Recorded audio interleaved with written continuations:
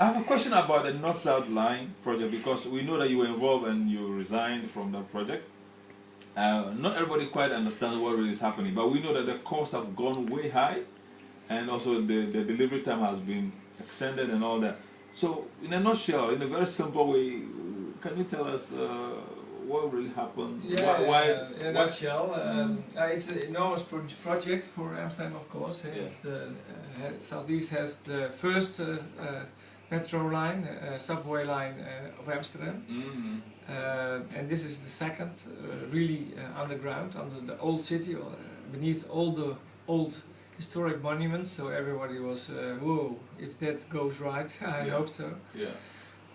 But when I started, this project was already on its way. It was decided to do that.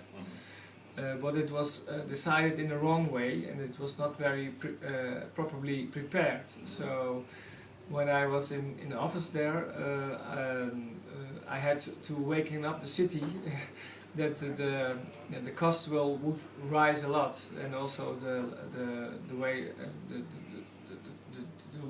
the time it should need to finish it. Because it was much too optimistic planned. So I had to wake up. My role was a wake-up call for the city that it really should be different. That the reality was much different than they thought at the beginning of the decision. So I had to tell the bad news to the city. But I also felt responsible for the wrong decision they made in the beginning. So that was the reason for me to decline at the end, because I think that it can't be true that this kind of budget should increase that much, because they really had to have a better decision when they started.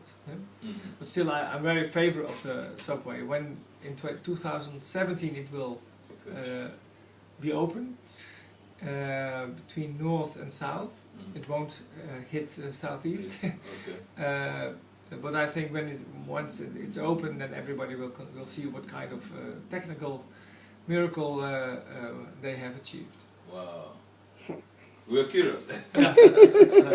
Yeah. So, but I mean, you have a legal background, so to speak. How come you could spot something like that when some of these maybe financial experts or planners did not really spot what was going to go wrong? I was not involved at the primary decision to do that, but the contracts they made were very bad, so I had to renegotiate the contracts for making the subway. Because there were a lot of risks the government of the city of Amsterdam took with this subway. So I would never have made that kind of decision when I was there myself, but it was already implemented before me. So I had to deal with it and to make it the best out of it. But why did you leave? Why did you resign? No, the reason was because you can't. I'm also responsible for the mistakes before me. Yes. That's what I believe in. Political responsibility, not only my mistakes but also the mistakes before me. And I really think the way it was prepared and the way it was decided is a political mistake. And I felt responsible also for that mistake. Okay, well, awesome. Wow. Now, so maybe one or two more questions to go. Are there some major changes we can expect to take place in some key areas of policy and administration, key areas of policy during your administration? Are there some major changes we can expect? Not before the new election, because you still have a lot of results to book before the election. That's what really counts for people. Yeah. Not paperwork, but what you can see and feel in practice. So that's what our focus is on until the election. In March 2014 there are new elections for the city council. And then of course we will make new plans, and I hope to be back before that to tell about the new plans. Wow, awesome. was wondering, before you go actually, in what ways, in your opinion, in what ways you think every one of us in Southeast can contribute to making the running of this municipality easier and better? That's a good one. It begins with your own family. Take responsibility for your children. Be involved in the schools. How responsible are you for your environment? Do you put down the litter on the street or Yes. at the proper places? Yes. All those small things maybe, but all those small things count in the big picture. And also try to speak to people who don't. If we don't educate each other, we won't make the community we want to be.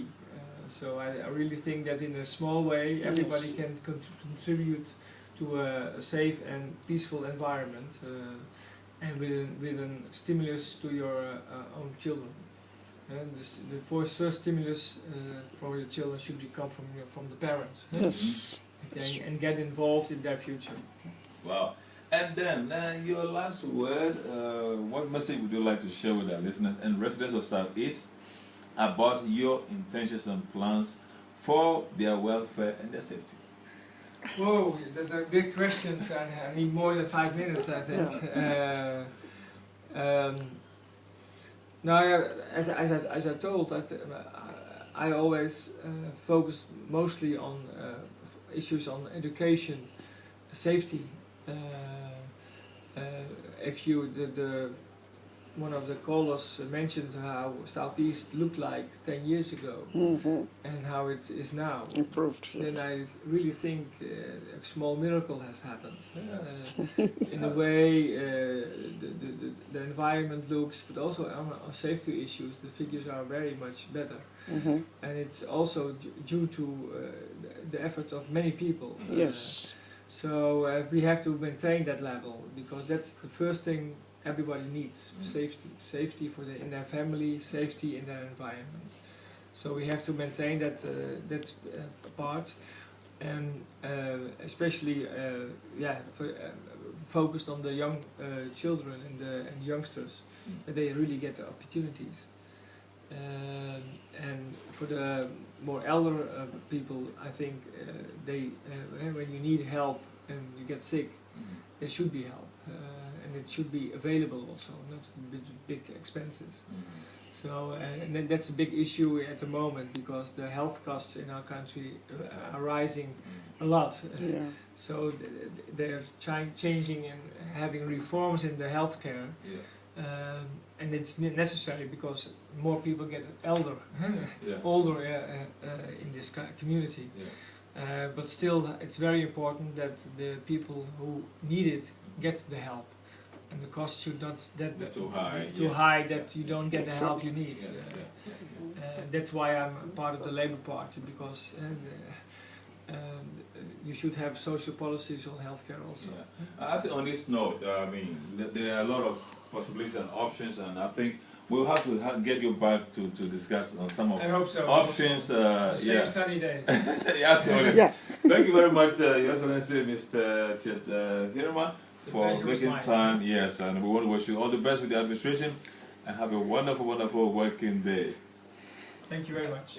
And listeners, we appreciate you for your questions and your interesting comments. God bless you richly. Please stay tuned for the continuation of our program. We'll take the news, and then afterwards we will bring you further our last program for today.